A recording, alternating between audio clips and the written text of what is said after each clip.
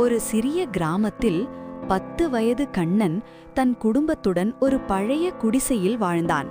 சின்ன சிரமங்களும் குறைவான வசதிகளும் இருந்தாலும் அவன் மனதில் ஒரு பெரிய கனவு இருந்தது. படித்து ஒரு நல்ல ஆசிரியராக வேண்டும்.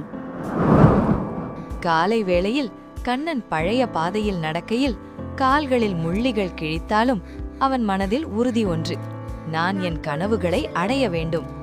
பள்ளிக்கூடத்தில் ஆரம்பத்தில் யாரும் கவனிக்கவில்லை. ஆனால் கண்ணன் எப்போதும் கற்றுக்கொள்ள முயற்சி செய்தான். ஒவ்வொரு நாளும் சிறிது சிறிதாக முன்னேறினான். ஒரு மழையில் பழைய மரத்தின் கிளைகளில் விழும் துளிகளில் கண்ணன் ஒரு நட்சத்திரத்தை கண்டான்.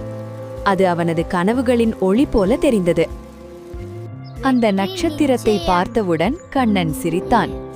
எப்படி சிக்கல்களை எதிர்கொண்டும் நான் என் கனவுகளை அடையலாம் என்று மனதில் உறுதி செய்தான்.